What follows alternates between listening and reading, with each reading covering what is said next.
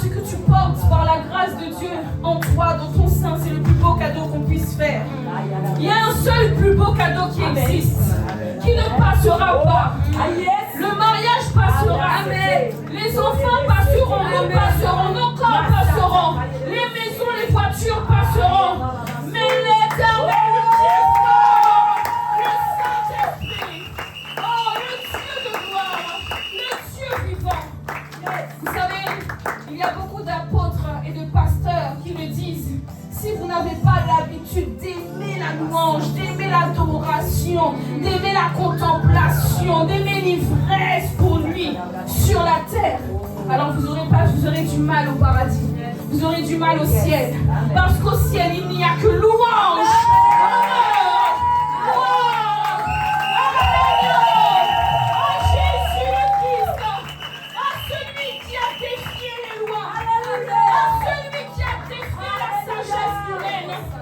Celui qui a confondu Satan, à celui qui a été une intrigue, à celui qui était un cauchemar pour notre ennemi. Oh, gloire, gloire, gloire à l'agneau. Shaya Bradelebosia. Gloire.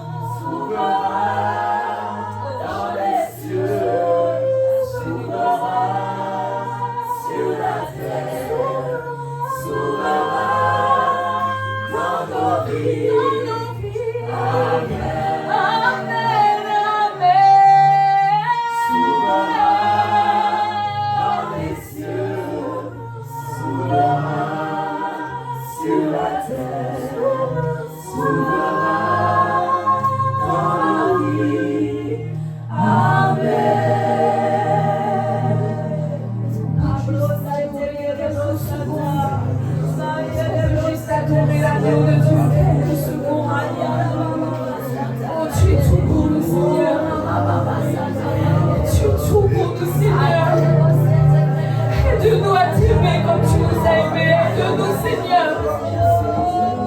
Aide-nous, Seigneur, à t'adorer sur la terre comme si nous étions au ciel. Aide-nous à nous prosterner devant toi comme les 24 vieillards. Aide-nous à jeter nos couronnes devant toi. Aide-nous, Seigneur, à t'adorer. Aide-nous, Seigneur, nous avons besoin de toi. Nous ne savons pas aimer, nous ne savons pas comment faire. Mais notre capacité nous vient de toi, Seigneur. Oh, nous voulons t'adorer. Jésus le Christ. Jésus le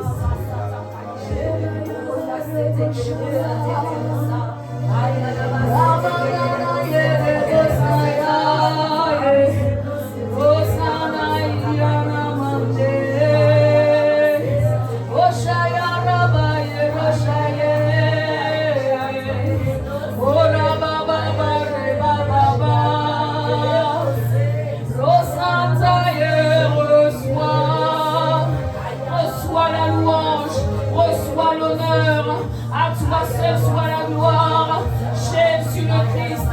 Oh, ce matin, nous voulons que tu greffes ton cœur dans nos cœurs. Ce matin, nous disons aux portes de nos cœurs, élevez volonto, élevez volonto, élevez volonto, que le roi de gloire fasse son entrée. Oh, Shabradaliana Mayesoya. Nous t'adorons, nous t'exaltons. Nous ne sommes que pour toi, que par toi. Jésus le Christ, que ton nom soit glorifié.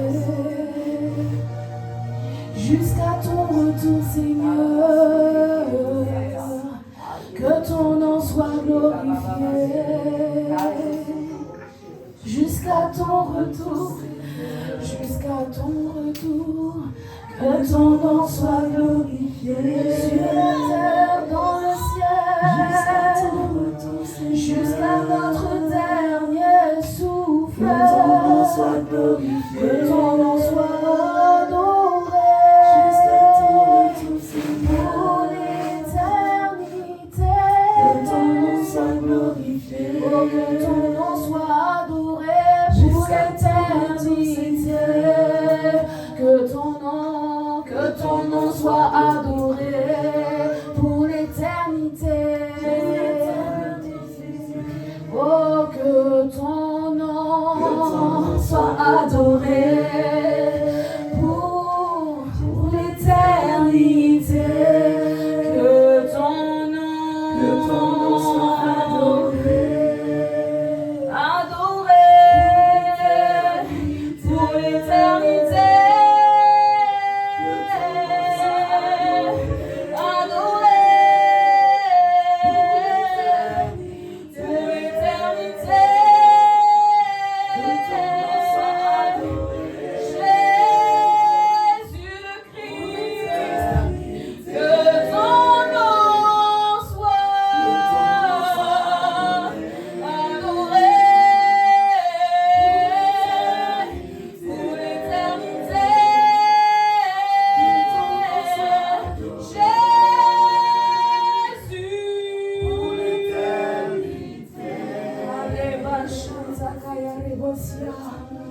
Alléluia. Seigneur, nous sommes là pour toi. Nous sommes là pour toi ce matin. Merci pour ta présence en ce lieu, dans nos vies. Merci Seigneur Jésus. Est-ce que nous pouvons acclamer l'amour de Dieu?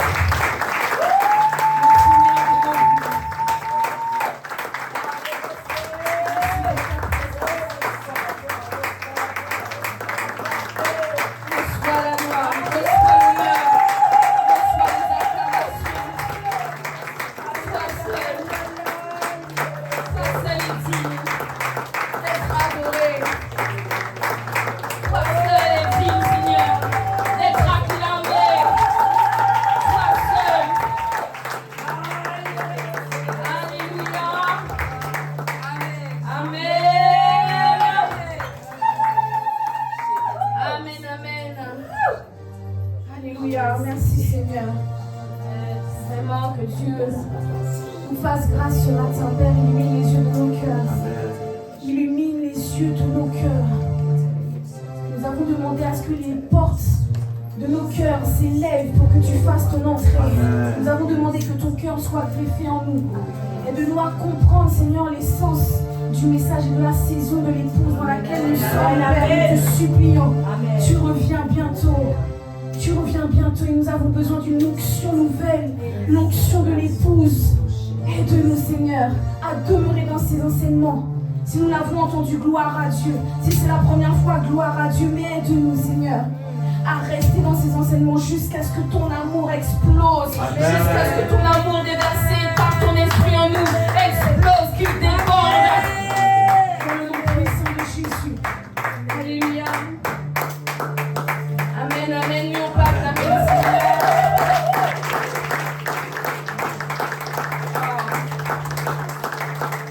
Comme d'habitude, c'est vraiment parce qu'il y a le chrono qu'on s'arrête. Mais en tout cas, à la maison, Impact Centre Chrétien, pour ceux qui sont discédés, ça c'est normal. Dis à ton voisin, c'est normal. On peut rester dans l'ivresse de l'esprit pendant des heures et des heures et des heures. C'est vraiment parce qu'on a un chrono. Donc la coordination, il faudra me mettre un mot cette fois vraiment, si jamais ça déborde, pour pas qu'on déborde trop. Donc bonjour à toutes, bonjour à tous. Bonjour. Hein? Après avoir honoré et salué mon Dieu, je me permets d'honorer la merveilleuse créature que tu es. Alléluia. Amen. La parole de Dieu dit au commencement Dieu. Voilà pourquoi vous allez voir que dans la maison ICC, lorsque quelqu'un prend le micro, il commence par Dieu. Et puis après, il salue son voisin, il salue sa voisine. Amen. Donc nous sommes reconnaissants de ce que vous êtes là aujourd'hui. Je vois des gens qui sont vacanciers, je vois des gens qui sont partis en vacances. Dieu fait aller, Dieu fait venir, mais que Dieu vous bénisse. Vous avez honoré Dieu en venant jusqu'ici dans sa présence. Alors que Dieu vous bénisse et que Dieu puisse ouvrir nos cœurs pour sa parole au nom de Jésus. Amen, amen. Vous pouvez prendre votre place. Merci pour les chantres. Waouh, c'est les vacances. Hein. Aujourd'hui, le batteur fait piano, la régie fait piano. Aïe, aïe, aïe. Est-ce qu'on peut acclamer le Seigneur quand même? Ça y est, vous savez, il y a les vidéos drôles qu'on voit des fois sur les réseaux sociaux. Quand on fait une annonce de recrutement, on dit oui, on cherche des personnes pour servir. C'est toujours les mêmes qui servent. Et puis on voit quelqu'un qui fait la modération. Ensuite, elle va au piano. Ensuite, elle va à la batterie. Mais en fait, aujourd'hui, c'est vraiment ça, quoi.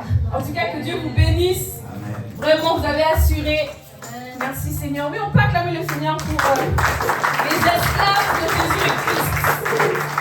Aujourd'hui, nous allons aborder un sujet qui est vraiment dans l'air de ce qu'on voit en ce moment.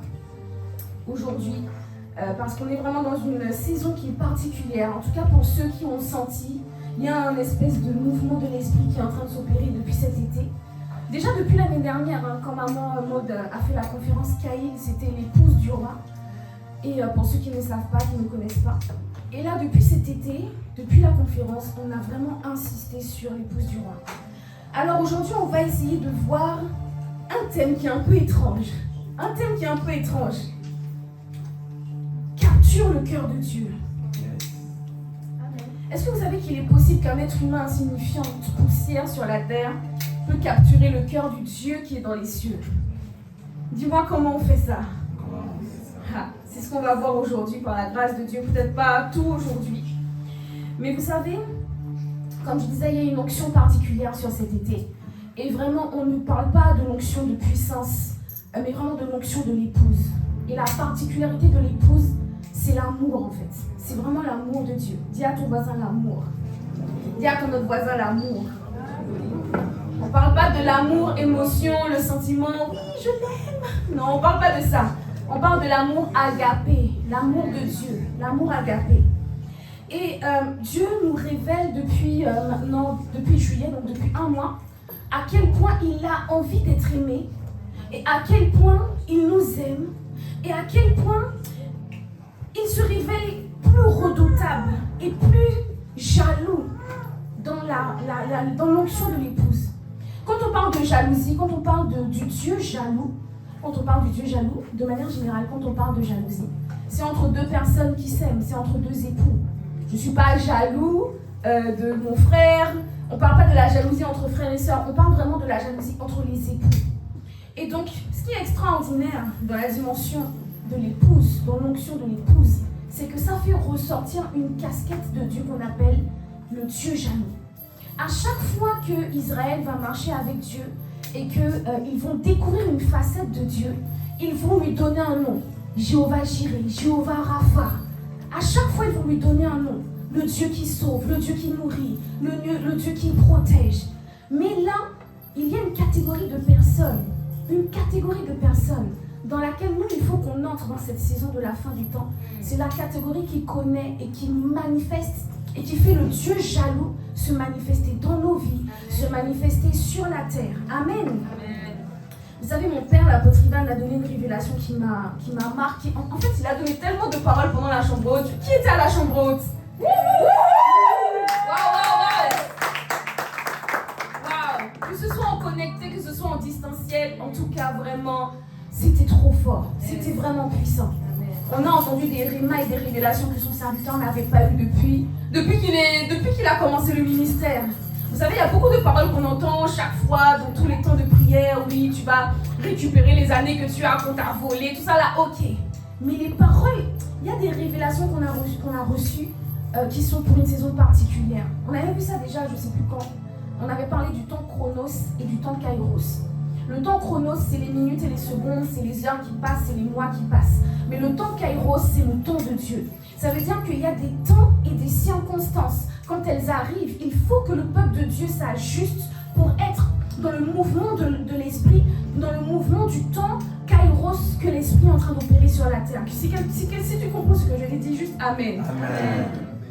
Et donc il a dit une chose qui m'a interpellée. Il a parlé de la Pentecôte, parce que bon, la chambre haute, c'est pas un concept que l'apôtre Ivan Castano a inventé. Hein. Pour ceux qui ne connaissent pas, la chambre haute, ça vient de Actes des Apôtres. C'est la première fois qu'on le voit. Dans sa Bible, tu vas dans Actes des Apôtres, et c'est là qu'on va voir la chambre haute. C'est là qu'il va y avoir dans la chambre haute, c'est là qu'il va y avoir la Pentecôte. Et en fait, ce qui est extraordinaire qui m'a interpellée, il a dit que le premier but de la Pentecôte, ce n'était pas la puissance, mais c'était de télécharger un cœur. C'était d'engendrer une catégorie d'hommes et de femmes possédés, irradiés, pressés par l'amour de Dieu, par l'amour agapé. Et ça, c'était fort parce qu'en fait, à chaque fois qu'on pense à la Pentecôte, on pense à la puissance. Dès qu'on dit Pentecôte, on pense puissance. Dès qu'on pense Pentecôte, on pense au feu. Hein? À chaque fois qu'on fait les visuels pour la Pentecôte, on met toujours du fire, tu vois. C'est toujours le feu. On ne pense pas à l'amour. Et la révélation qu'il a donnée, c'est que la Pentecôte, la chambre haute, les disciples n'étaient pas dans la chambre haute en train de dire « Nous voulons la puissance !» Non, ils étaient en train de chercher Dieu. Ils étaient en train de soupirer après le cœur de Dieu. Ils étaient en train de se dire que la promesse arrive. Nous voulons toi, nous t'attendons toi, nous te désirons toi. Nous ne sortirons pas de cette chambre. Si tu n'es pas là, si tu ne fais pas ton apparition, si tu ne nous saisis pas, si tu ne prends pas nos cœurs, parce qu'il y a quelque chose à l'intérieur de nous qui s'appelle la chair et qui est faible et qui nous pousse à faire ce qu'on n'a pas envie de faire. Il faut que tu prennes nos cœurs, il faut que tu saisisses nos cœurs afin qu'on puisse aller jusqu'au bout, afin qu'on tienne jusqu'au bout, afin que l'amour ne refroidisse pas. Alléluia. Amen. Et ça m'a marqué. Je n'avais jamais vu la Pentecôte comme ça. Pour moi, la Pentecôte, c'était le fire. Pour moi, la Pentecôte, c'était la puissance. 2 Corinthiens 5, verset 14. C'est ça qu'ils étaient en train de chercher. Car l'amour de Christ nous presse. Parce que nous estimons que si un seul est mort pour tous, donc tous sont morts, il venait de perdre le Christ. Il venait de perdre Jésus dans son corps de chair. Et ils se sont dit, si un seul est mort pour tous, tous donc sont morts. Et qu'il est mort pour tous, afin que ceux qui vivent ne vivent plus pour eux-mêmes. Il fallait passer par la chambre haute pour que la mort à soi puisse avoir lieu. Pour que la mort à nos envies, à moi, mon vie, ma mère, ma carrière, ma famille, ça se taise et soit exterminée. Il fallait la chambre haute pour ne plus vivre pour eux-mêmes, mais pour que celui qui est mort est ressuscité. Mais pour qu'il puisse vivre pour celui qui est mort et ressuscité pour eux. C'est-à-dire Jésus. J'espère que vous allez interagir un peu plus avec moi. Hein? Alléluia. Qu'est-ce que vous avez aujourd'hui? C'est bizarre. Sans effet. Ok. Et donc il a souligné également la Bible. D'ailleurs, quand on parle justement de la chambre haute, pardon, je reviens, vous m'avez vraiment, votre glaçage là. Non, vraiment, on est là, j'espère. Il faut réagir à la parole. Amen. C'est puissant, je vous assure. Amen. Donc, vous savez, il a souligné aussi autre chose, du coup, le pépé. Donc, le pasteur principal, hein, c'est comme ça qu'on l'appelle, c'est pas un papy, on dit le pépé. Il a souligné autre chose, il a dit que c'est pour ça qu'on a appelé ça la chambre haute. Pas on, ICC, pas on, Ivan Castanou, mais on, c'est-à-dire que c'est comme ça que Dieu a inspiré le nom aux disciples à l'époque, la chambre haute. Pourquoi? Parce que la chambre, il n'a pas dit la salle haute, il n'a pas dit le temple haut, il a dit la chambre haute. Parce que la chambre, ça représente l'intimité. Ça représente l'intimité. La chambre, ça voulait dire qu'en fait, c'est bizarre de dire ça. Pour quelqu'un, peut-être que ça va être bizarre d'entendre ce que je veux dire. Mais au final, la chambre haute, c'était pourquoi? C'est parce que Dieu voulait se déshabiller en fait. Dieu voulait se dénuder comme un époux se dénude devant son épouse dans la chambre. Dans la chambre, c'est le lieu de l'intimité. C'est le seul endroit où Dieu peut se révéler tel qu'il est. C'est le seul endroit où Dieu peut montrer qui il est. C'est le seul endroit où il va trouver des personnes qui sont là pour lui et pas pour ce qu'il peut faire. C'est le seul endroit où il va trouver les assoiffés qui sont là pour lui, pour le roi et pas pour les bénédictions, pas pour l'exaucement, pas pour la guérison, pas pour le mariage, pas pour ces choses. Amen. La chambre, c'est le lieu de l'intimité. Et c'est là où nous étions pendant 3 jours. Wow, merci Seigneur. 3 jours, c'est également le temps que notre Seigneur a fait de l'autobo avant de ressusciter. Je vous assure qu'à la fin de ces 3 jours, il s'est passé quelque chose. Amen. On est passé d'un état de moi, mon mamie, mais à un état de tout pour toi, Seigneur. Rien que toi, Seigneur. Oh Seigneur, merci. Alléluia. Amen. Donc finalement, c'est pas les cultes de délivrance, c'est pas les soirées de prière de délivrance qui sont le plus redoutables pour le camp ennemi. Le plus redoutable pour le camp de l'ennemi, c'est les chambres hautes. Parce que c'est là que Dieu se révèle. C'est là qu'il... Waouh! Comme Moïse, lorsqu'il était sur la montagne, il a pu voir ce qu'aucun homme ne pouvait voir à cette époque-là. Et c'était tellement glorieux que lorsqu'il est descendu, la gloire de Dieu était sur son visage. Il était obligé de couvrir son visage. À cette époque-là, le Saint-Esprit n'était pas répandu sur la terre. Quelqu'un aurait vu le visage avec les miettes d'ombre de la gloire de Dieu sur Moïse, il serait mort instantanément. Mais la chambre haute, c'est là où Dieu peut se révéler et où un être humain peut ne pas mourir dans sa présence. Oh my God! Oh Seigneur, merci. Alléluia. Non, Seigneur, merci. Merci de nous avoir attirés. Merci, Père, pour ton serviteur qui a reçu l'inspiration de la chambre haute. Je vous assure, c'est merveilleux. C'est là que Dieu attire les assoiffés. Amen. Amen. Vous savez, donc on va rentrer un peu plus dans le message. Depuis l'Ancien Testament, quand on parle de l'onction, dans l'Ancien Testament, il y a quelque chose qui symbolise l'onction. Qu'est-ce que c'est? Oui, c'est l'huile, exactement. Et en fait, ça a toujours été, c'est-à-dire qu'on allait oindre, c'est ça, on va oindre. On parle français ici, vraiment. Je vais y arriver. Molière, c'est la langue de Molière. C'était une pratique qui était normale. On allait oindre les rois, on allait oindre les prêtres, on allait oindre les sacrificateurs. À chaque fois que quelque chose devait être consacré et mis à part pour Dieu, on allait le oindre, on allait faire l'onction d'huile. Mais vous savez, c'est comme si pendant des générations et des générations, c'est comme si l'Église a fait le focus sur ce que l'huile laisse apparaître à l'extérieur. Je m'explique. Quand on met l'huile d'onction sur quelqu'un, hein, quand on vient t'imposer les mains et puis qu'on met l'huile comme ça là sur ton front, et puis tu gardes l'huile jusqu'à ce que tu rentres chez toi, juste pour qu'on voit que ton front a brillé comme ça là, tu vois. Ok. En fait, la majorité du temps, ceux qui frappent le regard, ce que l'homme regarde plutôt, c'est ce qui frappe à l'œil. Donc pendant longtemps, l'Église a regardé à cette chose qui brillait, à l'huile qui brille sur le front. Mais vous savez, l'huile, lorsque l'onction est posée sur quelqu'un, c'est vrai qu'il y a la partie qui brille, mais l'huile aussi va pénétrer dans la peau, elle va entrer dans le sang. Et c'est dans le sang qu'il y a l'ADN. Et c'est dans le sang qu'il y a l'ADN. Et c'est quel organe qui pompe le sang le plus? C'est le cœur. Oh my God, est-ce que tu vois où est-ce qu'on est en train d'aller? Est-ce que tu vois où on va? Donc, en fait, pendant longtemps, pendant plusieurs générations, l'Église a été focalisée sur ce qui brille, sur ce qui frappe l'œil, hein? Sur ce qui brillait, sur l'onction, sur la puissance. Parce que la puissance, c'est les manifestations extérieures. C'est ça qui brille. Shining, ouais, lorsque je viens, les gens tombent et tout ça. Ça, c'est ce qui brille. Ça, c'est ce qui brille. Ok, ça, c'est ce qui est à la surface. Mais la vérité et le vrai mystère qu'il y a dans l'onction, c'est ce qui se passe quand ça pénètre dans le sang, que ça pénètre et que ça modifie ton ADN. Yes.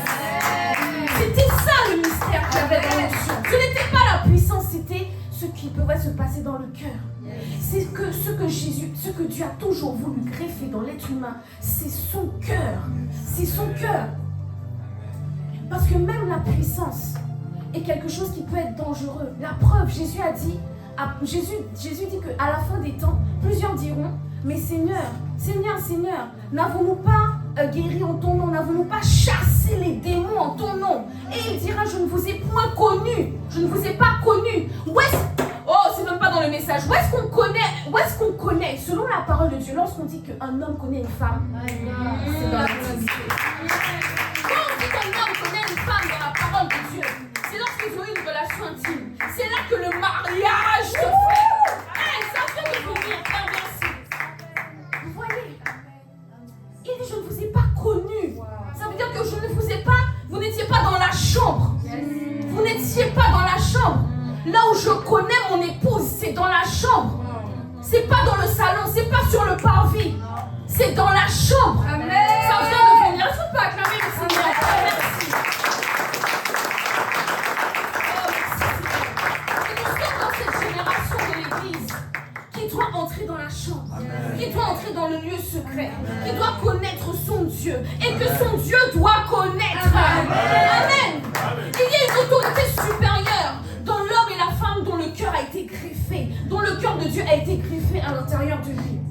Nous sommes dans cette saison. Oh, nous sommes dans cette saison, Père, où tu arraches les cœurs de pierre pour mettre un cœur de chair, où tu souffles un esprit nouveau à l'intérieur de nous. Tu as toujours cherché à cibler le cœur des hommes. Ce verset que je viens de donner date de Ézéchiel. Il a toujours cherché le cœur, pas ce qui brille, pas la surface, pas la puissance, pas les bénédictions, pas les guérisons. Ça, c'est ce qui vient par-dessus pour ceux qui cherchent premièrement le royaume de Dieu. Amen. Donc pendant plusieurs générations, l'Église a été concentrée sur ce qui brillait, sur la puissance. On a prêché la puissance, on a insisté sur la puissance, on a zoomé sur la puissance. La puissance, ce n'est pas mauvais. Dieu n'est-il pas puissant? Yes. Dieu est puissant. La puissance n'est pas mauvaise. Mais ce qu'il fallait chercher d'abord, c'était l'amour. C'était l'amour. C'était d'abord le cœur de Dieu. Parce que bien aimé, ce n'est pas la puissance qui te fait ressembler à Dieu. C'est pas la puissance qui te fait ressembler à Dieu, c'est l'amour. Ce qui nous fait ressembler à Dieu, c'est l'amour de Dieu. Vous savez, la première caractéristique lorsqu'on définit Dieu, c'est amour. On dit d'abord qu'il est amour, avant de dire qu'il est puissant, avant de dire qu'il est un vaillant guerrier, avant de dire qu'il est fidèle, avant de dire qu'il est juste juge, on dit qu'il est amour. Il est d'abord amour. Il y a une autorité supérieure dans l'amour, une autorité qui est supérieure à toute autre puissance. Ceux qui auront capté le cœur de Dieu, comme David, ceux qui auront capté le cœur de Dieu, comme mon père, l'apôtre Ivan Castano, ceux qui auront saisi cette onction-là, ce sont ceux-là qui vont opérer dans un niveau de puissance, que ceux qui opéraient juste dans la puissance opéraient au nom de Jésus. Vous allez voir une catégorie de personnes sortir de nulle part, qui n'ont pas de titre, qui ne sont pas visibles.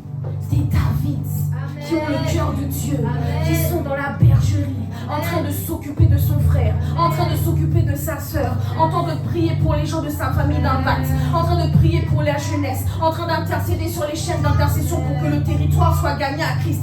Vous allez voir une catégorie de personnes qui va sortir de l'ombre. Mais c'était des bergers, des hommes selon le cœur de Dieu, qui ont compris que Dieu ne veut pas juger, mais que Dieu veut sauver, qui ont compris que Dieu veut que tous les hommes soient sauvés. Amen. Amen.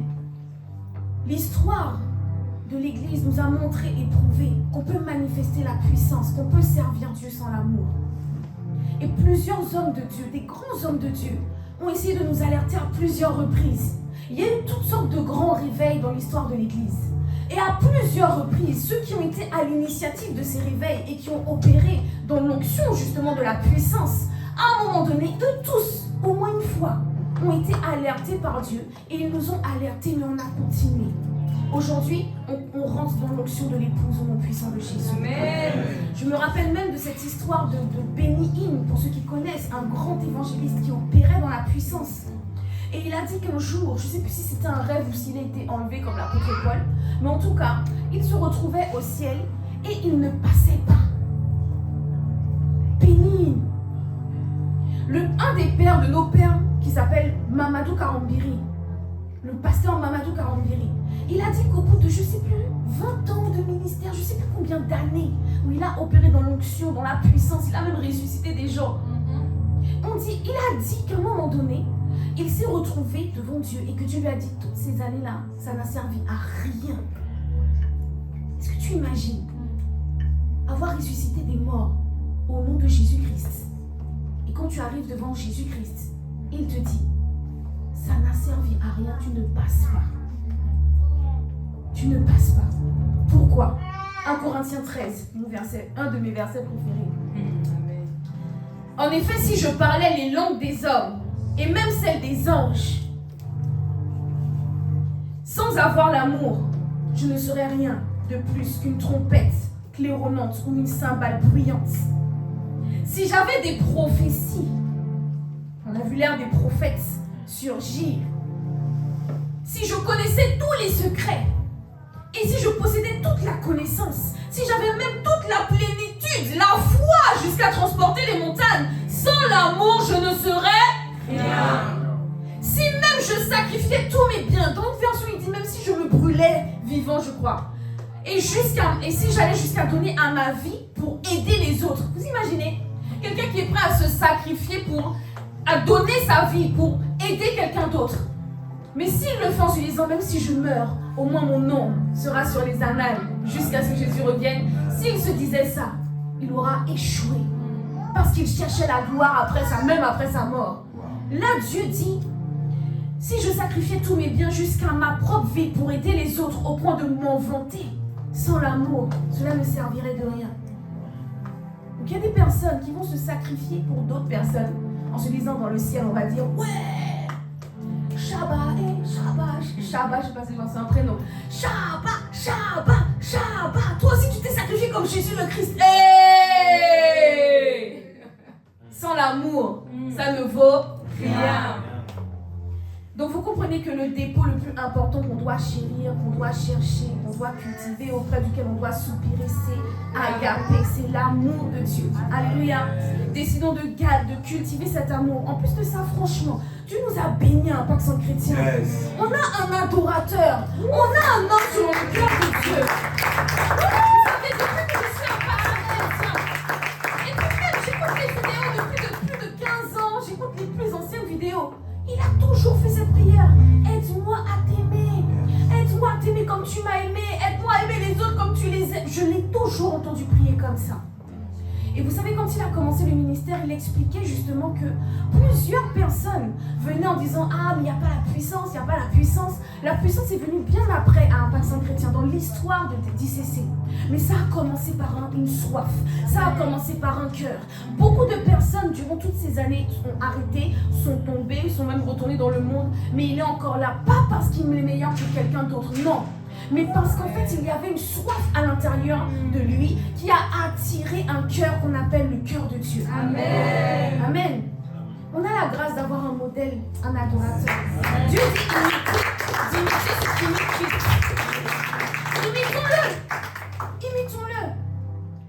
Donc ceux qui aiment Dieu, ce sont ceux qui cherchent Dieu de tout leur cœur et qui veulent l'aimer de toute leur force, de toute leur âme, malgré leur lutte intérieure. Comme je disais à propos de mon père, l'apôtre Ivan, et de tous ceux même qu'on va voir peut-être si on a le temps, les David, les Moïse, tout ça. Ils n'étaient pas parfaits. Ils avaient des luttes intérieures. Ils n'étaient pas parfaits, mais ils avaient capté le cœur de Dieu. Donc ça veut dire qu'on peut ne pas être parfait. On peut être un adultère comme David. On peut être un menteur comme Jacob. Mais avoir capté le cœur de Dieu, avoir capturé le cœur de Dieu, avoir paralysé le cœur de Dieu, avoir montré à Dieu que non, toi et moi, c'est la fusion, c'est l'harmonie. Amen. Vous voyez? Et ce qui est impressionnant chez ces personnes-là, ce qui me marque en tout cas le plus, ça va être vraiment le signe de l'humilité. Ils sont humbles, ils sont simples. Ils sont simples en fait. Mais ces personnes-là, dans leur simplicité, dans leur humilité, ils vont avoir l'air vulnérables.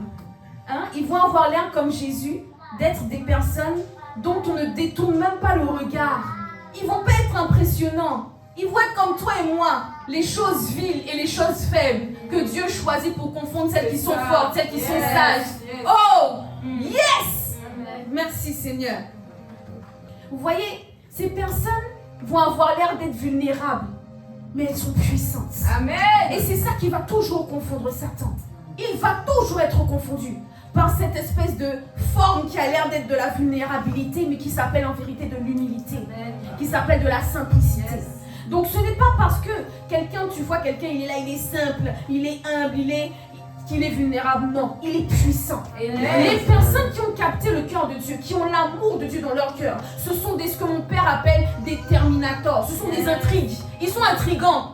Tu as beau taper, ils ne se fatiguent pas. Tu as beau souffler, ils ne se fatiguent pas. Tu as beau envoyer les tempêtes, ils ne se fatiguent pas. Tu envoies la maladie, il dit, je cherche Dieu. Il dit que tu guérisses ou que tu ne me guérisses pas, je suis avec toi. Que je sois dans le feu ou pas, je suis avec toi. Il est le feu, il est l'eau qui vient te submerger. C'est toi que je regarde, c'est toi que je veux. C'est sur toi que je reste focalisé. Que tu fasses ou que tu ne fasses pas, je suis là, avec toi, pour toi, par toi. Et je t'adorerai jusqu'à ce que tu reviennes au nom de Jésus. Ils sont intrigants, ils sont bizarres. Ils ne cherchent pas la main de Dieu, ils ne cherchent pas la guérison. Ces choses sont bien, ce sont de bons sujets de prière. Mais ils prient plus pour dire à Dieu, aide-moi à t'aimer, que pour leurs besoins. Amen. Ce sont des cauchemars pour l'enfer. Ce sont des catégories de personnes qui, même lorsque la guerre est trop difficile et qu'ils commencent à être fatigués, Dieu en personne envoie un ange pour les fortifier, comme Jésus à Gethsémane. Afin qu'ils ne faillissent pas et qu'ils accomplissent leur destinée au nom de Jésus, quelle que soit l'intrigue, la douleur. C'est la catégorie des personnes comme les disciples qui ont été martyrisés. Je ne sais plus si c'est Paul, non c'est pas Paul, c'est Pierre. Je ne sais pas lequel qui est mort comme sur une croix et qui a demandé qu'on le retourne. C'est Pierre. Oui, puisque Paul a été décapité. Pierre, on lui a proposé de mourir crucifié sur une croix. Il a dit non, je ne suis même pas digne de mourir comme mon Seigneur. Retourne la croix. Ils l'ont éventré. Et donc il est mort, éventré sur une croix, retourné pour son Dieu. Pour son Dieu. Les chrétiens qui font qu'aujourd'hui, on connaît le mouvement protestant, ils ont été attaqués. Certains ont été jetés dans des fosses aux lions. Et ils ont été à la fosse aux lions en disant, j'ai prêté allégeance à l'agneau de tout mon cœur, de toutes mes forces. Je promets d'observer ta parole. J'ai prêté allégeance à l'agneau. Et ils se sont fait dévorer. Vous voyez, il y a une catégorie de personnes qui seront honorées au ciel. C'est ceux qui vont honorer Dieu pour qui il est. Pour qui il est. Il y a Satan va toujours confondre l'humilité et la vulnérabilité. Parce qu'il ne comprend pas ce mystère qu'il y a et qu'on voit dans Apocalypse 5, verset 5. Un des vieillards me dit, ne pleure point. On est dans l'Apocalypse. Donc Jean a une grande révélation. Il est enlevé et il voit ce qu'on voit dans l'Apocalypse. Et un ange va dire à Jean, ne pleure point. Il pleurait pourquoi? Parce qu'il y avait un livre avec 7 sceaux que personne ne pouvait ouvrir. Et donc il pleure. Et donc on lui dit, ne pleure pas. Voici le lion de la tribu de Juda. Le rejeton de David a vaincu pour ouvrir le livre et ses 7 sceaux. Et je vis au milieu du trône et des 4 vieillards, et au milieu des vieillards, un agneau qui était là, comme immolé. Il avait 7 cornes et 7 yeux, qui sont les 7 esprits de Dieu envoyés par toute la terre. En fait, ce qui est drôle, ce qui est paradoxal, on va dire, dans ce passage, et c'est ça que Satan confond, quand il confond humilité et vulnérabilité. On dit, voici le lion. Donc, quand Jean va se retourner, il s'attend à voir un lion rugissant, un lion flamboyant, un lion en feu. Mais il voit quoi? Un agneau. Un agneau. Un agneau. En plus, un agneau immolé. Mort. Dead. Il voit non seulement un agneau, un animal inoffensif, mais il le voit mort. Autrement dit, on présente notre Seigneur comme un lion. Et quand on regarde, on voit un agneau immolé. Il y a le lion et il y a l'agneau. Ce que Satan n'a jamais compris. Ce que Satan ne va jamais comprendre. Amen. Jusqu'à aujourd'hui, il sera toujours encore et confondu par toi, par moi, par les choses viles et les choses faibles de ce monde. Les choses qu'il ne voit pas venir. C'est un mystère. Dis à ton voisin, c'est un mystère. On dit c'est un lion, mais on voit un agneau. C'est un mystère. C'est un mystère. Ce qui plaît à Dieu, ça va être ces personnes-là qui cherchent l'amour de Dieu et qui sont possédées par l'amour de Dieu. Et ce qui est extraordinaire dans l'amour, c'est que dans l'amour, il y a aussi la foi. On trouve la foi dans l'amour. Dans l'amour. Et c'est bizarre parce qu'en fait, il y a 2 choses auxquelles on doit faire attention pour la fin des temps. La première, c'est l'amour et la deuxième, c'est la foi. On voit ça dans Matthieu 24, verset 12. Parce que le mal ne cessera de croître, l'amour du plus grand nombre se refroidira. Mais celui qui tiendra jusqu'au bout sera sauvé. Autrement dit, mais celui qui tiendra jusqu'au bout. Autrement dit, celui qui ne gardera pas l'amour dans son cœur, même s'il est dans toute la manifestation de puissance qui existe, il ne sera pas sauvé. Deuxièmement, Luc 18:8 dit, quand le Fils de l'homme viendra, trouvera-t-il encore la foi? Bien aimé, si on veut avoir la foi jusqu'à la fin, il faut déjà commencer par avoir l'amour. Parce que comme on a vu dans 1 Corinthiens 13, même si j'ai la foi pour déplacer les montagnes et pour ressusciter les morts, si je fais ça sans l'amour, ça ne vaut rien. Donc aujourd'hui, on veut parler de l'amour, on veut découvrir comment capturer le cœur de Dieu. Amen. Amen. Amen. On va essayer de parcourir rapidement plusieurs histoires pour essayer de comprendre ces personnes-là dans l'histoire qui ont capté le cœur de Dieu. Bon, par la grâce de Dieu, normalement j'aurais dû mettre aussi Ivan Castanou, mais il faut que je creuse son histoire. Mais on va aller dans la parole de Dieu, ok? On va voir l'histoire d'Esther déjà pour commencer. Vous allez voir qu'à chaque fois je vais mettre un mot qui est bizarre à côté du nom, pour dire que ce ne sont pas des personnes qui sont parfaites. Ce ne sont pas des personnes qui ont des histoires bien parfaites. Esther. Donc le contexte de Esther, l'orpheline, elle était orpheline de père et de mère. Le contexte dans lequel Esther va opérer, on va voir qu'on est au temps d'Artaxerxès, qui est le roi de Perse, et il va avoir une reine qui s'appelle Vashti. Vashti, qui est la femme la plus belle certainement de tout le royaume. Il va vouloir faire paraître sa reine devant tout le monde, mais elle va refuser publiquement, humiliant le roi publiquement devant la cour, devant tous les hommes.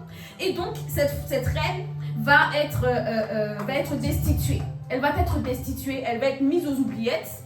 Et donc on va aller chercher plein de femmes, plein de jeunes femmes vierges, les plus belles du royaume, qu'elles soient riches, pauvres, quelle que soit leur race, leur couleur de peau, on va toutes les prendre pour les préparer et pour qu'elles puissent remplacer Vashti. Pour que parmi toutes ces femmes magnifiques, il puisse y avoir une reine que le roi va pouvoir se choisir.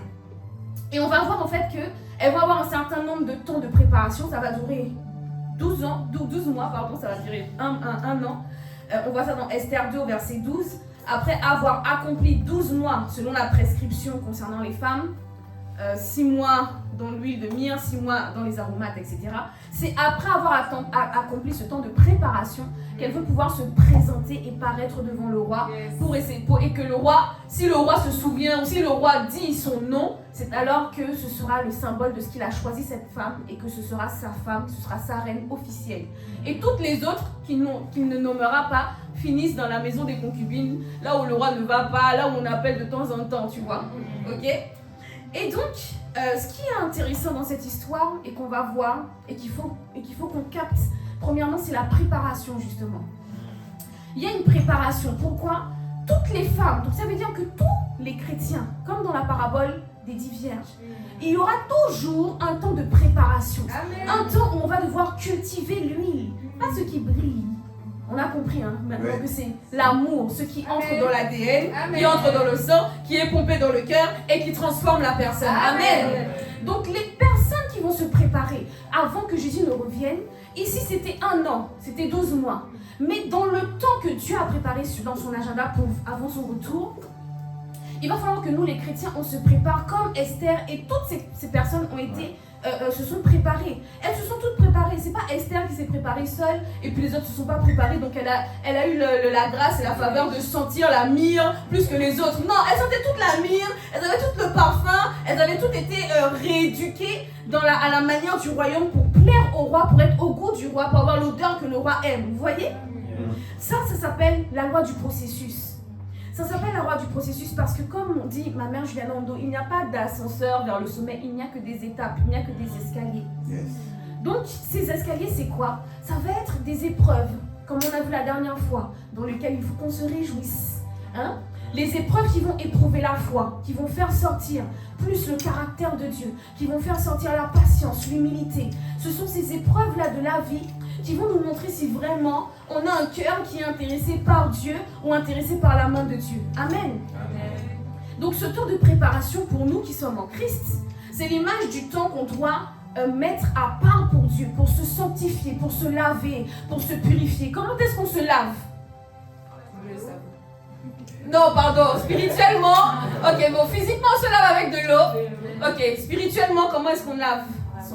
Par la parole. Donc on va rester dans ce temps de préparation à méditer les Écritures, à laver son âme par la parole de Dieu. On a l'impression que c'est du béaba, oui, lis ta Bible, prie chaque jour, c'est l'école du dimanche. C'est ça qui va faire que ton cœur sera gardé. C'est ça qui va faire que ton cœur sera restauré. Amen. C'est la parole de Dieu qui restaure. C'est la parole de Dieu lorsqu'elle est envoyée, elle nous fait échapper de la force.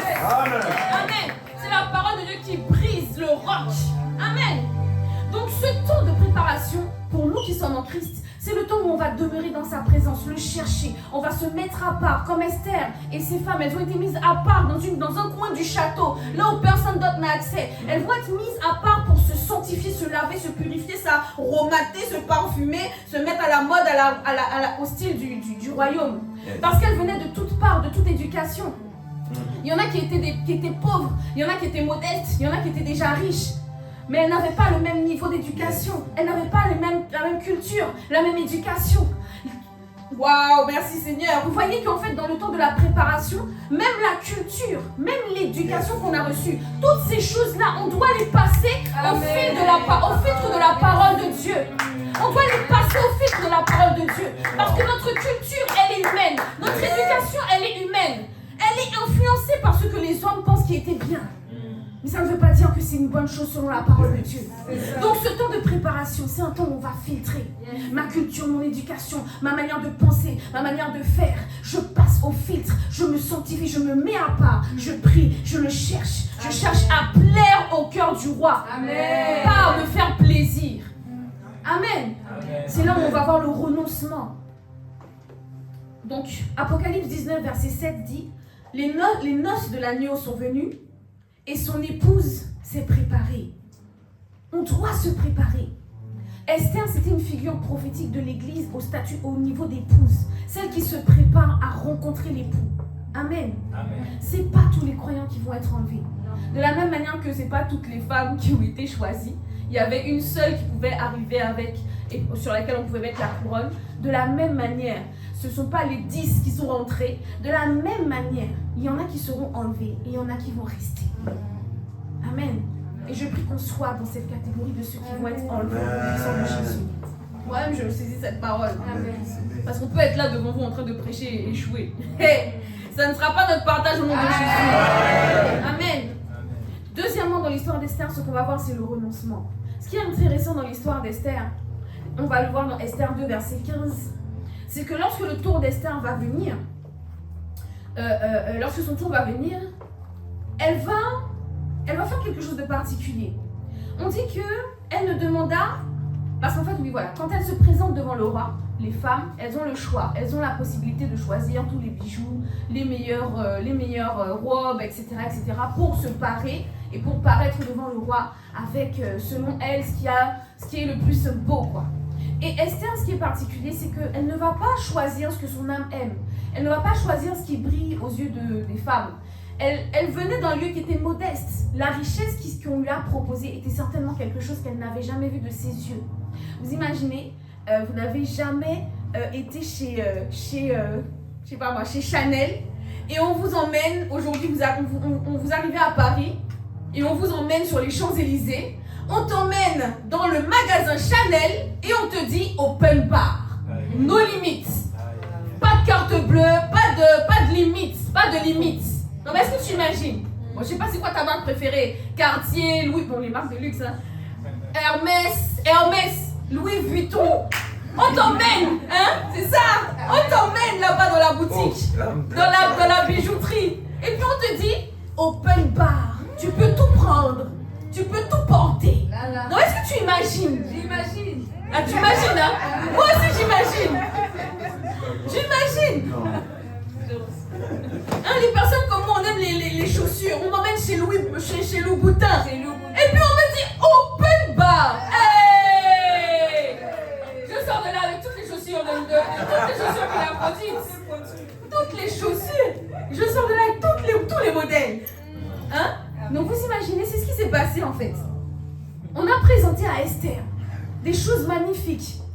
Et au lieu de choisir ce que son âme aime, elle a demandé à Hégaï, l'eunuque du roi, son conseil. C'est le signe du renoncement.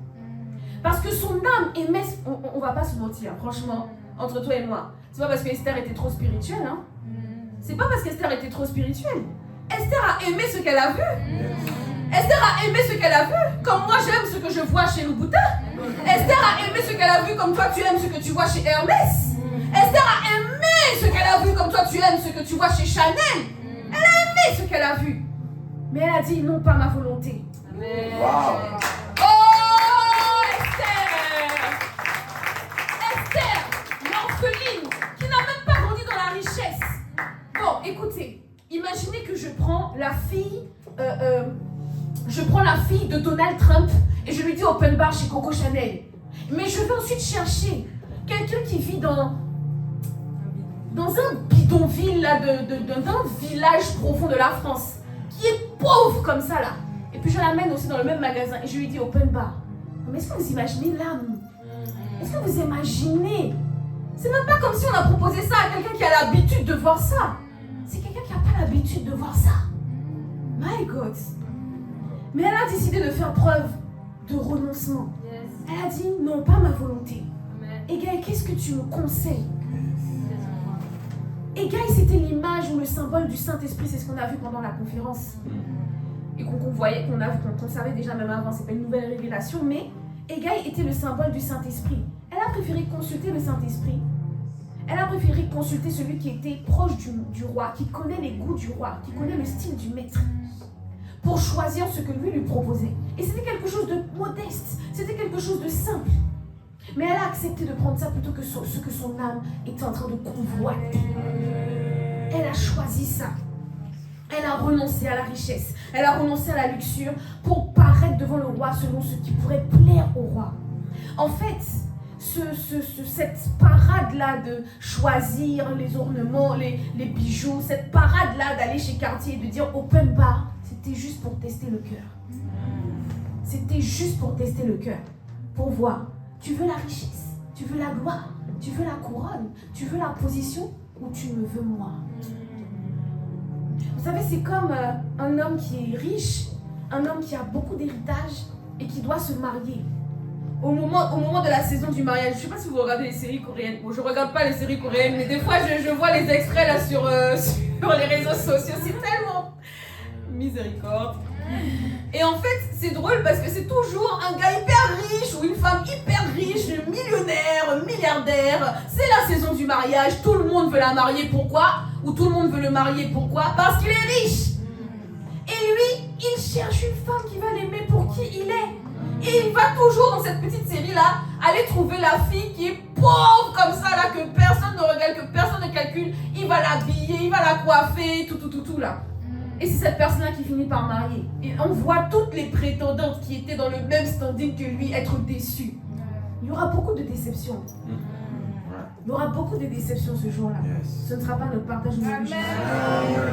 Donc ce passage nous montrait en fait que c'était un test que le roi était en train de faire pour voir. Tu veux quoi? Tu veux moi ou tu veux ce que je peux te donner?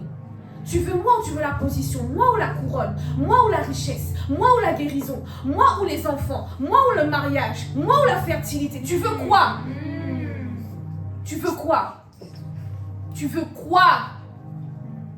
On entend des personnes qui disent « Ah, moi, ça fait, voilà, j'ai 40 ans, j'ai 50 ans, je suis toujours pas mariée. » Tu veux quoi? Le mariage ou Dieu? Tu veux quoi? Il y aura toujours deux types de personnes, depuis l'histoire là jusqu'à aujourd'hui. C'est qu'il va y avoir le niveau qu'on appelle là, les femmes.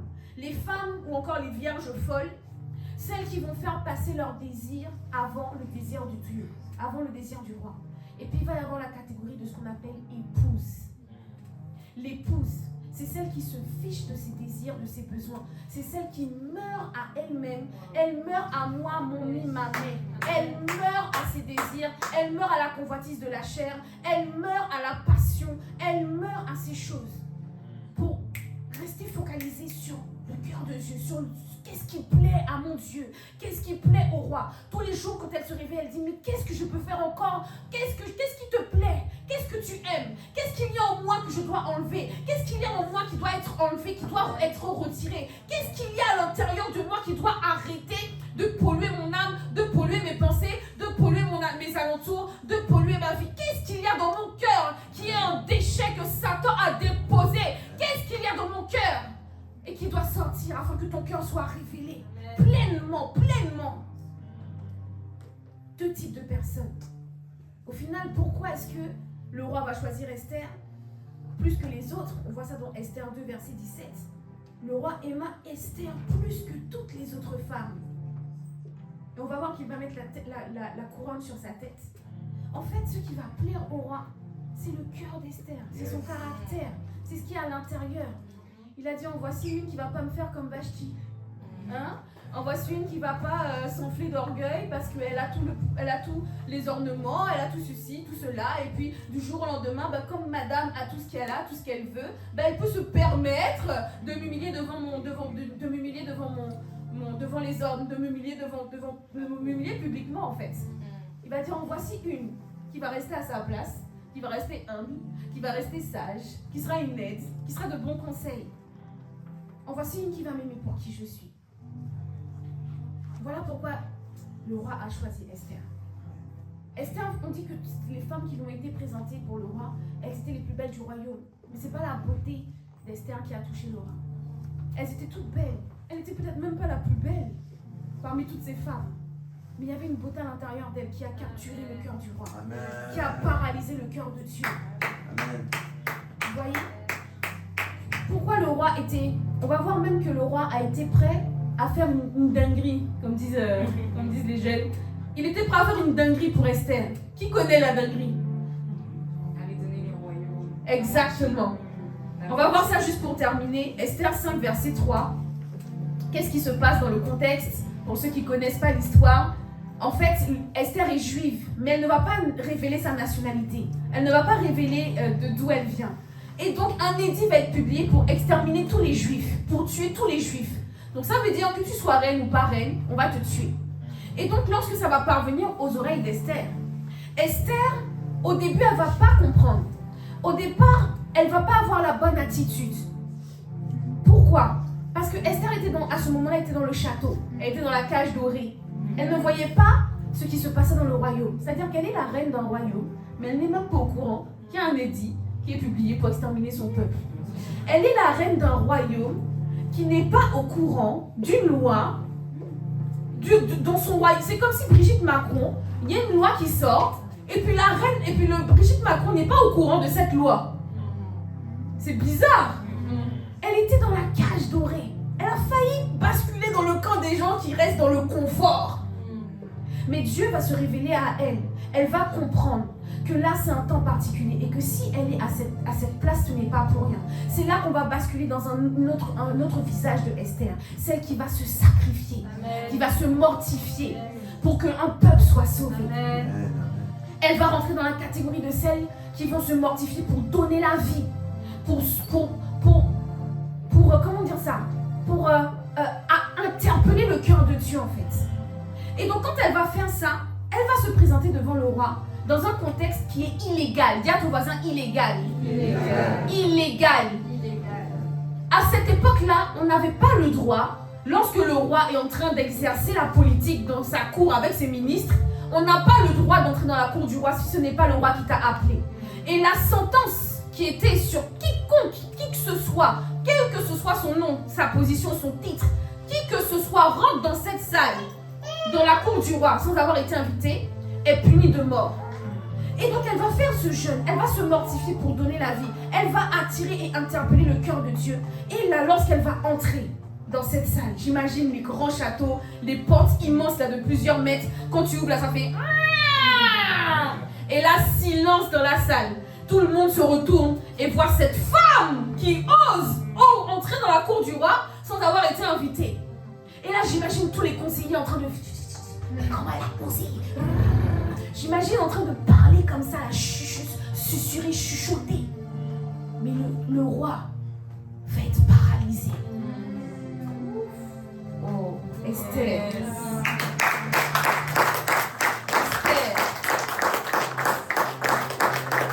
En fait, c'est comme si elle lui a injecté une drogue. Et au lieu de raisonner normalement, il fait un truc bizarre. Il fait une dinguerie. Il lui dit, que veux-tu, reine Esther? Quand ce serait la moitié du royaume, elle te serait donnée.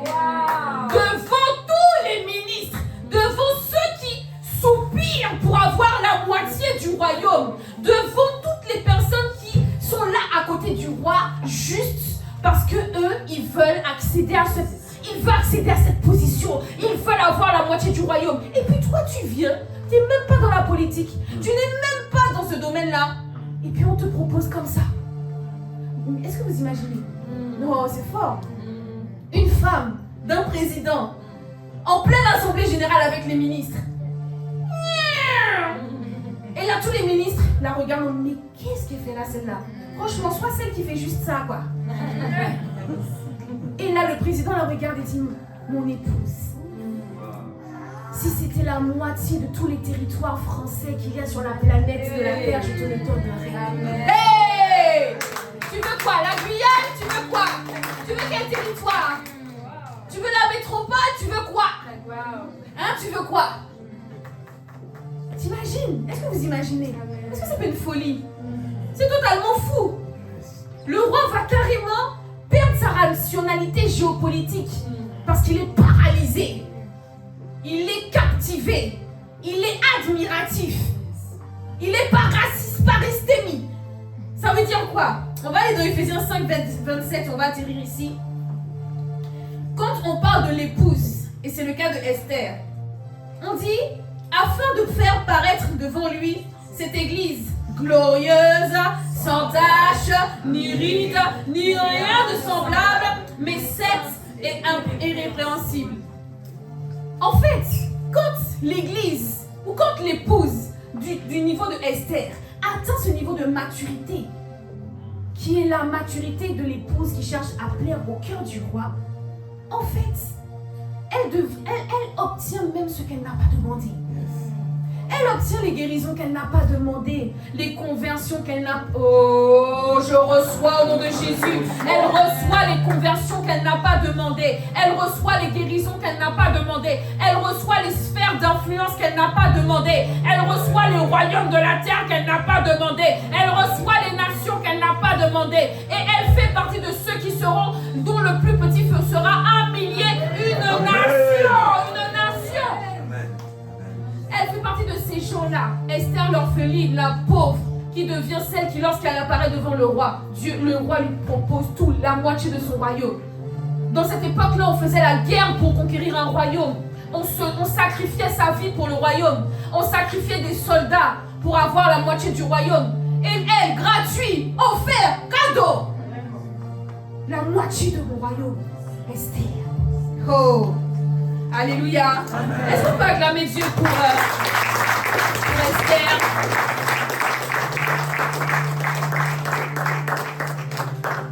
C'est trop important la saison dans laquelle on est en fait. C'est trop important. Donc on a vu dans l'histoire de Esther qu'il y a une phase de préparation. Bien-aimés, préparons-nous dans la méditation, dans la prière. On se sanctifie, on se met à part, on n'est pas comme les autres. Tu es jeune, mais tu n'es pas comme les autres jeunes. Tu es adolescent, mais tu n'es pas comme les autres adolescents. Tu n'as pas besoin de copier, de suivre la trend, la tendance. On s'en fiche dans le royaume des cieux. Oui, oui, oui. La trend ne passera pas l'éternité. La tendance ne passera pas l'éternité. Elle va brûler. Elle va brûler. Quel que soit notre âge. On doit faire partie de ceux qui sont comme les Daniel, ceux qui ne se compromettent pas, ils ne se conforment pas. Conformer, ça veut dire que c'est pas parce que tu as cette forme-là que je veux tout faire pour avoir cette forme-là. Je n'ai pas besoin de ça. Et je parle en particulier aux jeunes qui quand on arrive à l'école, quand c'est la rentrée, ce sera bientôt la rentrée là, ça tombe très bien. Quand c'est la rentrée et qu'on arrive dans une nouvelle classe, on a tendance à vouloir se faire des amis à tout prix. À tout prix! No way. Dis-moi no way. Non, non, on ne perdra pas notre salut pour avoir un groupe d'amis. Jamais. Amen. C'est toi qui vas influencer. C'est toi qui vas illuminer. C'est toi qui vas briller. Amen. C'est toi qui dois être excellent partout où tu es. C'est toi qui dois représenter le Christ partout où tu es. Vous voyez, je parlais avec une des personnes que je suis, une des filles que je suis et qui avait suivi un cursus qu'elle n'aimait pas. Et c'est l'histoire de beaucoup de personnes parmi les jeunes. Elle suivait un cursus qu'elle n'aimait pas, donc elle se forçait à y aller au départ. Et puis à un moment donné, elle a commencé à se relâcher. Elle a commencé à, c'est bon, j'aime pas, je vais changer l'année prochaine. Et donc pendant toute l'année, elle a fini l'année, elle n'a même pas fini l'année, pardon. Elle n'a même pas fini l'année. Donc elle a payé l'école pendant plusieurs mois pour finir au milieu de l'année à abandonner. Je me suis dit, mais non. Je dis, donc si toi tu étais la porte pour convertir ton professeur principal, tu viens d'échouer en fait. Parce que quand il va te regarder, il va voir quelqu'un. À quoi ton Jésus me sert? T'es même pas fichu de venir à l'école. Tu peux même pas être excellente dans ce que tu es, là où tu es. Bien-aimé, partout où tu es, que tu aimes, que tu n'aimes pas, tu représentes Christ. Tu dois être excellent. Tu ne peux pas te conformer. Daniel et ses 3 amis ont décidé de ne pas se conformer. Ils ont dit, vous mangez tout ce que vous mangez, nous on mange ça. Vous priez le Dieu que vous priez, nous on prie Dieu. Ils ne se sont pas conformés.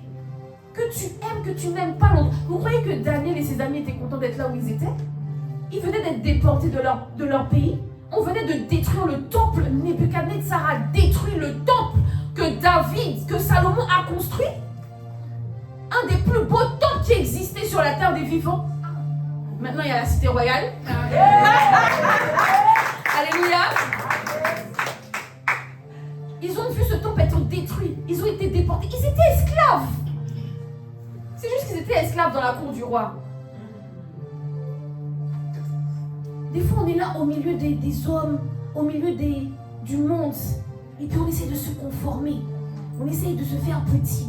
On essaie de pas trop choquer. No way, dis avec moi, no way. No way. Non. Ça, c'est un temps de préparation. On se sanctifie, on se purifie, on se met au goût du roi. quand les épreuves passent, on passe les épreuves pour manifester plus de foi, plus d'amour, plus de douceur, plus de tempérance, jusqu'à ce que les gens au milieu de qui nous sommes puissent dire, je vois que tu as changé, tu es plus doux, tu es plus bon, tu es plus excellent, tu as changé. Amen. Tu as commencé, tu étais en contre à la fin de l'année, tu as mention. Qu'est-ce qui s'est passé? Ah, monsieur le professeur, j'ai rencontré Jésus le Christ. Ah bon? Jésus le Christ peut te faire passer de force, de paresseux, à mention, oui, parce qu'il est excellent dans tout ce qu'il fait. Et tel il est, tel je suis sur la terre. Amen. Amen. Bien-aimés, préparons-nous et deuxièmement, renonçons. Il y a une phrase que Jésus dit. Il dit que les disciples renoncent. Si je trouve le verset, c'est pas dans le message. Il dit en fait qu'un vrai disciple renonce. Il renonce à lui-même. Paul va aller, je ne sais pas si tu vas me suivre, Paul va aller jusqu'à dire que ce n'est plus moi qui vis, mais c'est Christ qui vit en moi. Amen. Vous savez, j'ai étudié ce passage. Quand il dit c'est Christ qui vit en moi, le mot moi en grec c'est égo. Ça veut dire que c'est égo qui empêche à Christ de se manifester. Le temps de la préparation là, le temps du renoncement, c'est ce temps-là où l'Église doit faire attention à qui elle est, à qui elle représente, à qui elle cherche. Je cherche Dieu ou je cherche les amis. Je cherche Dieu ou je cherche les potes. Je cherche Dieu ou je cherche l'approbation. Je cherche Dieu ou je cherche à ce qu'on me félicite. Je cherche Dieu ou je cherche à ce qu'on me dise « Ah c'est bien, tu as bien fait, tu as bien reçu. » Ah, je cherche quoi? Je cherche Dieu ou je cherche autre chose? Je cherche Dieu ou je cherche la gloire dans le foot, la gloire dans le basket? Je cherche quoi? Vous savez, il y a des personnes qui disent « Ah oui, voilà, moi, mon ministère, c'est pas l'évangélisation dans la rue. Moi, je veux évangéliser dans le sport. » Et puis pendant que tu dis que tu veux évangéliser dans le sport, en attendant que tu sois une lumière dans le sport, montre-moi les âmes que tu as évangélisées dans la rue. Montre-moi les âmes que tu as évangélisées quand personne ne te connaissait. Montre-moi les âmes, puisque ton cœur bat pour les âmes, montre-moi les âmes. Vous pensez vraiment que Dieu va nous envoyer au sommet d'une sphère sans avoir travaillé dans l'ombre, sans avoir été un berger qui paie les brebis comme David dans la bergerie, sans avoir eu l'odeur des brebis qui puent, sans avoir l'odeur des moutons qui sautent, sans avoir l'odeur d'avoir transpiré pour les personnes qui sont insupportables, pour les personnes qui sont impardonnables, pour les personnes qui sont difficiles? C'est faux. Tu veux briller dans le sport, tu veux briller dans la politique, brille déjà dans l'ombre, brille déjà dans la bergerie, brille ici à Fontainebleau, appelle les frères, appelle les sœurs. On n'a pas besoin d'être pasteur, on n'a pas besoin d'être pilote. Amen. Ça n'a rien à voir avec le message, je reviens. Ok? Donc il faut qu'on se prépare et qu'on renonce. Je veux qu'on voit juste deux autres personnages et ensuite on va atterrir. Moïse. Et comme je vous ai dit, je vais toujours associer un mot bizarre à cette personne. Le bec. Moïse bégayait. Mais il a compris le cœur de Dieu. Vous savez, c'est bien après dans le Nouveau Testament qu'on nous dit que Dieu veut que tous les hommes soient sauvés. Mais Moïse, des milliers d'années avant, il avait capté ça. Il avait capté ça. Non mais ça c'est fort. Des milliers d'années avant que Jésus n'apparaisse et que Dieu prononce dans sa parole, moi je veux que tous les hommes soient sauvés. Moïse, des milliers d'années avant, a capté par l'Esprit que Dieu, ce qu'il veut, c'est de sauver, ce n'est pas de juger. Au moment où le peuple était en train de faire la pagaille dans le désert et que Dieu en a eu marre, Moïse a intercédé. Moïse a fait quelque chose, franchement, que je respecte. Moïse a été prêt à sacrifier, à perdre son éternité pour un peuple d'idolâtres. Non, c'est trop fort. Exode 32, versets 9 à 10. L'Éternel en a marre. Il dit encore à Moïse, je vois que ce peuple est un peuple au cou raide. Maintenant, laisse-moi. Il dit, laisse-moi. Il y avait quelqu'un qui était capable de retenir la main de Dieu. Il s'appelle Moïse. Wow! Laisse-moi. Ma colère va s'enflammer contre eux et je les consumerai. Mais je ferai de toi une grande nation. Exode 32, versets 31 à 32, Moïse retourna vers l'Éternel et dit, ah, ce peuple a commis un grand péché, c'est vrai. Ils se sont fait un dieu d'or. Pardonne maintenant leurs péchés, sinon efface-moi. Efface mon nom. Non, non, regarde. Regarde ton frère. Wow. Est-ce que tu peux dire à Dieu, efface mon nom pour que lui là il soit sauvé? Regarde ta soeur de l'autre côté, derrière toi. Est-ce que tu peux dire... Hey! Moïse!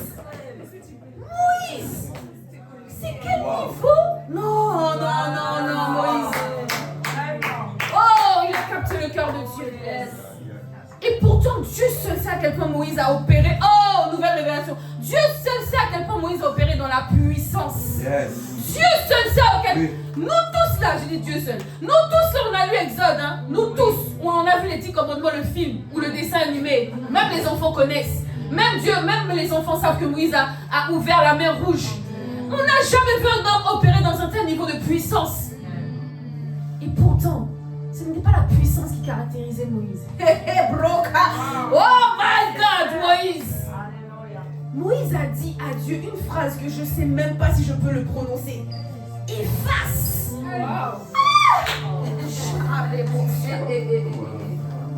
Ça a tellement touché Dieu. Exode 33, verset 17. L'Éternel va dire à Moïse: je ferai ce que tu me demandes, car tu as trouvé grâce à mes yeux et que je te connais, je te connais, je te connais. Je te connais. Connaître. Intime. Chambre. Montagne. My God. Oh Moïse. Bon, on voit un dernier personnage. On verra la suite après. Un dernier personnage. Oui. Non, parce qu'il nous enseigne en fait. Amen. Il nous enseigne. Ici, il y a des gens qui sont pilotes, pasteurs, AP, peu importe. Ici, il y a des personnes qui sont des bergers parce qu'on est tous appelés à aller de faire de toutes les nations des disciples. C'est le mandat différent. Tout le monde ici a un berger. Amen. Est-ce que tu es prêt à dire à Dieu pour tes brebis compliquées là que tu gères, pour tes frères et sœurs compliqués là, sinon efface mon nom. C'est ça qu'on va chercher à atteindre. C'est ce niveau de révélation là de à quel point je connais le cœur de Dieu. Je sais que tu veux sauver et que tu ne veux pas juger. C'est ce que Abraham avait compris lorsque Dieu voulait juger Sodome et Gomorrhe. S'il était descendu à un seul juste, Sodome et Gomorrhe seraient encore sur la carte. Il avait compris que Dieu ne veut pas juger mais que Dieu veut sauver. David, dernier personnage, après on arrête, il y a trop de personnages, mais David, le rejeton. Oh, David le rejeton. Le bâtard, on appelle ça un bâtard. Un fils né d'une relation adultère, que personne ne veut, que personne ne désire, que tout le monde a relâché, que tout le monde a abandonné. Papa m'a abandonné, mes frères m'ont abandonné, tout le monde me méprise. J'ai mis le rejeton pour être gentil, mais la Bible dit le bâtard, c'est pas une insulte. David le bâtard.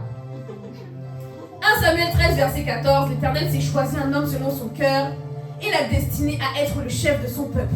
Au moment où Dieu parle, David, le bâtard, il garde les brebis, il prend soin des brebis de son père. Il n'était pas parfait, mais il avait le cœur tout entier à Dieu. Amen. Amen. Au moment où le peuple, à un moment donné, quand David va finir par devenir roi, il va faire une erreur. Comme on a dit, les hommes qui cherchent le cœur de Dieu, qui sont assoiffés de Dieu, ils ne sont pas parfaits. Ils peuvent faire des erreurs. On peut faire des erreurs. Je peux faire une erreur. L'apôtre Ivan m'a toujours dit, même moi je peux te décevoir un jour. Un jour il était sur la chair, il a dit, mais même moi je peux te décevoir un jour. Les hommes peuvent nous décevoir, mais Dieu regarde au cœur. Est-ce que toi tu regardes au cœur ou est-ce que tu critiques dès que quelqu'un fait une erreur? Je ferme la parenthèse de la saison bizarre dans laquelle on est aujourd'hui. Alléluia. Hein?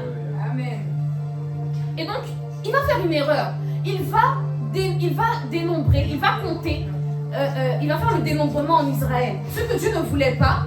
Pourquoi? Parce que Dieu ne voulait pas que les hommes puissent s'appuyer sur la force du nombre pour gagner une guerre. Il voulait qu'ils s'appuient sur la force que Dieu leur donne, sur le fait que Dieu est avec eux.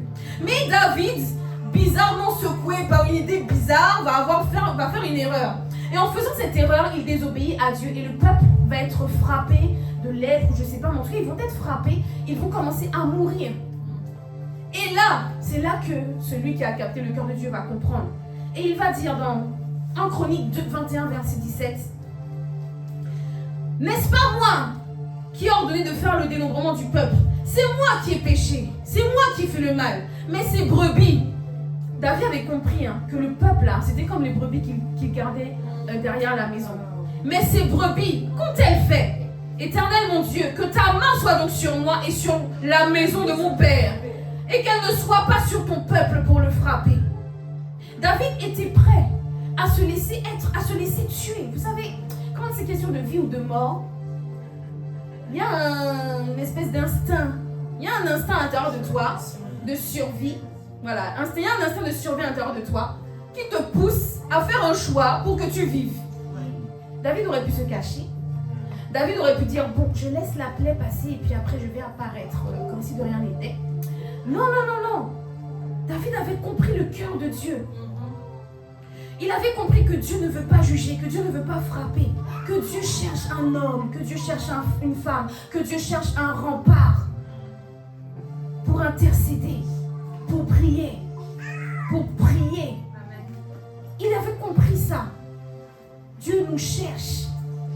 Dans ce verset-là, quand il dit « Je cherche un rempart, je cherche un homme qui se tienne à la brèche », il dit « Mais je n'en trouve point. » Jusqu'à aujourd'hui, il y a encore des personnes qui font partie de ceux que Dieu ne trouve pas. Que Dieu te trouve dans l'intercession non puissante de Jésus.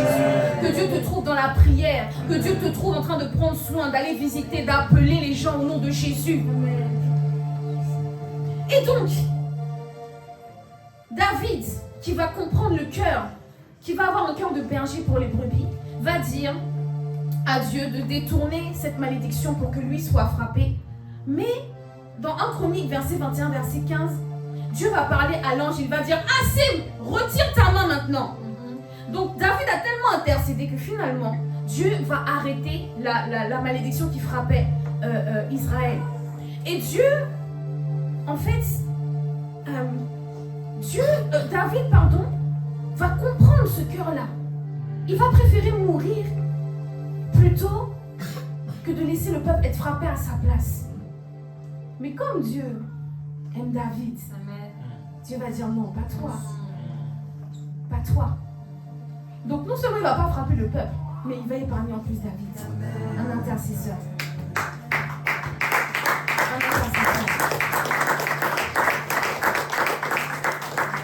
Je prie que Dieu nous accorde la grâce d'être baptisés dans son amour, de capter son cœur dans ces temps de la fin, de parvenir à comprendre, à recevoir l'onction de l'épouse, à recevoir dans notre ADN, que notre ADN soit modifié, que nos cœurs pompent l'onction de l'épouse, que nos cœurs pompent l'onction de l'épouse jusqu'à ce qu'il n'y ait plus rien qui ne soit pas de Dieu dans nos cœurs, jusqu'à ce qu'il n'y ait plus aucun déchet, jusqu'à ce qu'il n'y ait plus aucune forme de rejet, plus aucune forme d'impureté sexuelle, qu'il n'y ait plus aucune forme de mensonge, qu'il n'y ait plus aucune forme de quête de l'approbation, de l'applaudissement.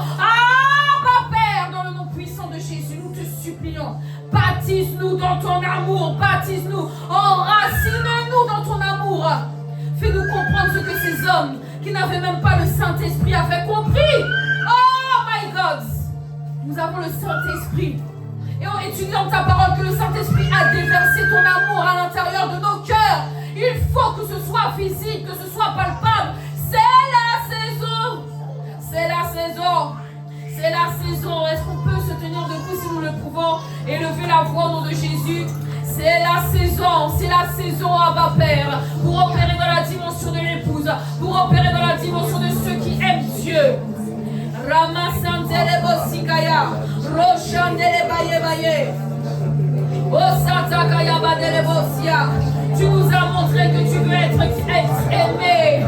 Tu nous as montré que tu veux qu'on t'aime. Pour qui tu es, nous voulons t'aimer. Pour qui tu es, nous voulons t'aimer. Pour qui tu es, nous voulons t'aimer. Pour qui tu es, nous voulons t'aimer.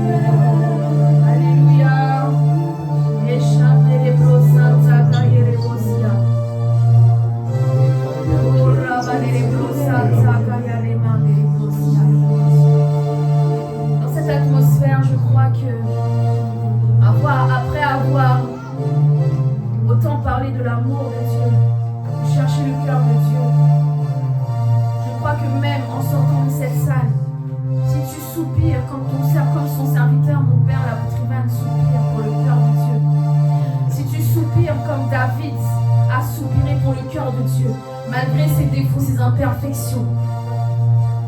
Je crois qu'en sortant de cette salle, tu ressors avec une guérison, tu ressors avec une consolation, tu ressors avec la vision de ton problème comme étant insignifiant à côté de l'immensité de la gloire de Jésus le Christ.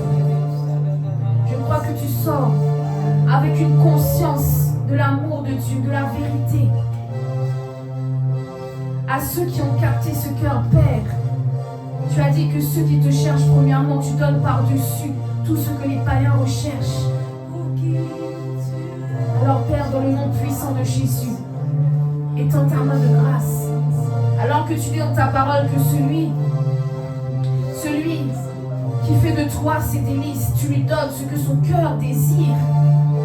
Quelqu'un qui fait ses délices maintenant reçoit ce que son cœur désire. Un mari converti, un époux converti, des enfants qui se consacrent à Dieu. Quelqu'un ressort de là avec ce que son cœur désire. La guérison dont elle avait besoin. La consolation dont elle avait besoin. La sagesse dont elle avait besoin.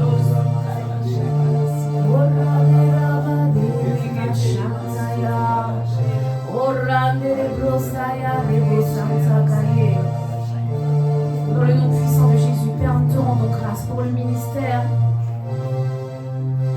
de l'amour. Merci Seigneur. Merci Seigneur. Merci Père. Aide-moi à t'aimer.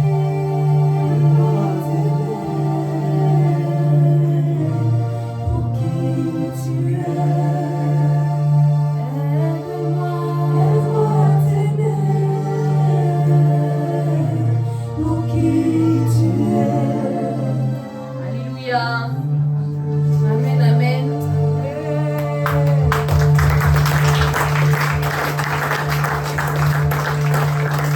Merci Père pour ta parole. Merci Seigneur pour cette saison.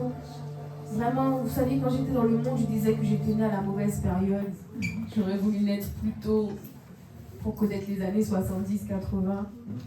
Et je suis née à la meilleure période. Amen. Nous sommes là à la meilleure période de l'Église en fait.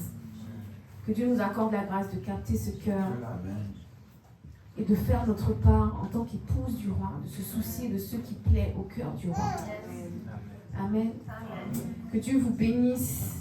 C'est la fin du message, mais ce n'est pas la fin de Nous sommes arrivés à la fin de ce message et on a beaucoup parlé de l'amour de Dieu. Et une des manières les plus connues que Dieu a manifesté, dont Dieu a manifesté son amour depuis que l'humanité existe, c'est Jean 3, verset 16, qui dit qu'il a donné son Fils unique, afin que quiconque croit en lui ait la vie éternelle, afin que quiconque croit en lui ait la vie en abondance. C'est sur la terre et c'est dans l'éternité. Tout ce dont on a parlé depuis le début, tu ne peux pas opérer dans cette dimension si tu ne passes pas d'abord par la case de Jésus le Christ. Parce que Jésus dit « Je suis le chemin, la vérité et la vie ». On ne parle pas d'une religion, non. On ne parle pas, je répète, d'une religion. Nous ne sommes pas ici des religieux. Nous sommes des personnes qui cherchons le cœur de Dieu. Nous sommes des personnes qui ont une relation avec Dieu, qui entendent Dieu, qui entendent et reçoivent les instructions de Dieu. Mais pour que ça se fasse, il dit qu'il faut que tu reçoives Jésus-Christ dans ton cœur. Lorsque tu reçois Jésus-Christ dans ton cœur, tu reçois alors, Jean chapitre 1, le pouvoir de devenir enfant de Dieu. Ça veut dire que ce n'est pas parce que tu es né dans la religion chrétienne, ce n'est pas parce que tes parents sont chrétiens, ce n'est pas parce que tes parents vont aller à l'église tous les dimanches que tu es enfant de Dieu. Tous les êtres humains qui sont sur la planète Terre ne sont pas tous enfants de Dieu. Tout le monde est créature du Créateur. Mais celui qui parvient au statut de enfant de Dieu, qui reçoit ce pouvoir, le pouvoir exousia, le pouvoir de dominer sur les serpents, sur les scorpions, qui est capable de dominer sur Satan. Oui, on peut dominer sur Satan. Amen. Oui, on peut dominer sur les démons. Oui, nous, on n'a pas peur de Satan, on l'écrase. La catégorie de ceux qui ont le pouvoir de devenir enfants de Dieu. Et qui peuvent donc entrer dans la catégorie de ceux qui vont aimer Dieu parce qu'ils recevront le Saint-Esprit. Ce sont les enfants de Dieu. Ce sont ceux ceux qui ont accepté Jésus-Christ comme leur Seigneur et comme leur Sauveur. Pas seulement le Sauveur. Beaucoup de chrétiens ont accepté Jésus-Christ comme leur Sauveur. Le Sauveur, c'est celui qui sauve, mais le Seigneur, c'est celui à qui ma vie appartient. Si tu veux accepter Jésus comme ton Seigneur et ton Sauveur, aujourd'hui tu peux le faire. Il est celui qui parle à la porte de nos cœurs, qui ne nous force pas. Il est celui qui place devant nous le chemin qui mène à la vie et le chemin qui mène à la mort. Aujourd'hui, il est celui qui te tend la main et qui te dit, quel que soit ce qu'on a dit de toi, quel que soit comment on t'a jugé, quel que soit ce que tu as fait, quelles que soient les choses les plus terribles que tu n'as jamais dites à ta meilleure amie, à ton best friend, à tes parents, l'horreur la plus horrible que tu as commise, je ne te juge pas. Ça, c'est ce que Dieu dit. C'est ce qu'on a vu dans l'histoire avec Moïse, avec David. C'est ce qu'on a vu dans l'histoire. Dieu ne veut pas te juger. La religion juge, mais Dieu, lui, veut te sauver. Il a envoyé Jésus-Christ pour te sauver, pas pour te juger. Il a envoyé Jésus-Christ pour effacer tes péchés, parce qu'il n'y a que tes péchés qui le séparent de lui. Et il veut une relation avec toi. Alors si tu veux avoir une relation avec Dieu le Père, si tu veux entrer dans la catégorie de ceux qui ont reçu le pouvoir de devenir enfants de Dieu, ceux qui reçoivent le Saint-Esprit et qui vont avoir l'onction de celles et de ceux que Jésus vient chercher, parce que Jésus revient bientôt. Alors tu peux juste lever ta main là où tu es. On va prier avec toi. Nous aussi, on a dû faire cette prière. Si tu n'as pas fait de Jésus ton Seigneur et ton Sauveur, si tu ne suis pas Jésus-Christ, si tu comprends que tu le connais de nom, mais que tu ne connais pas sa personne. Il a dit que, lorsqu'il a dit que des personnes vont exercer dans la puissance, on a dit qu'il a vu, il leur a dit, je ne vous ai pas connu. Si tu veux le connaître, il faut d'abord accepter l'alliance. Avant de pouvoir entrer dans le mariage, il faut accepter une alliance. Est-ce qu'il y a quelqu'un ici qui veut faire une alliance avec Dieu? Ou qui veut renouveler son alliance avec Dieu? Vous pouvez tous baisser la tête. S'il y a quelqu'un qui veut renouveler son alliance ou faire une alliance avec Dieu, la tête baissée, les yeux fermés, tu peux lever ta main discrètement.